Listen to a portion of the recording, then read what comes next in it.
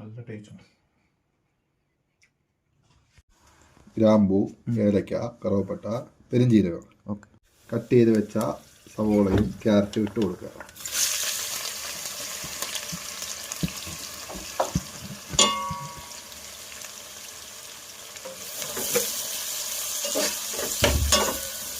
ഇതിന് ശേഷം അരി ഇടുവാണേ.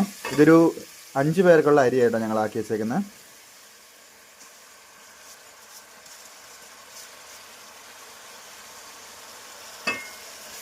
അരി നന്നായി ഇളക്കി കൊടുക്കുക. വെള്ളമയം പോകുന്നവരെ ഇളക്കി കൊടുക്കണം കേട്ടോ. ഇത് ഞങ്ങളിപ്പോൾ ഉണ്ടാക്കുന്ന ഒരു ഈസി ആയിട്ടുള്ളൊരു നെയ്ച്ചോറാട്ടോ ഉണ്ടാക്കുന്നത്. അതിന് ശേഷമേ നമ്മൾ ആവശ്യത്തിനുള്ള വെള്ളം ഒഴിച്ചു കൊടുക്കുന്നുണ്ട്. എത്ര ഗ്ലാസ് വെള്ളം വേണം വെച്ചാൽ? 3 ഗ്ലാസ് അരിയാണ് എടുത്തത്. 4.5 ഗ്ലാസ് വെള്ളമാണ് കഴിക്കുന്നത്. 3 ഗ്ലാസ് അരിക്ക് 4.5 ഗ്ലാസ് വെള്ളം കേട്ടോ ഞങ്ങൾ എടുക്കുന്നത്. ചൂടുവെള്ളം ആക്കി വെച്ചിട്ടുണ്ടായിരുന്നു. ചൂടുവെള്ളമാണ് ഞങ്ങൾ ഒഴിക്കുന്നത്.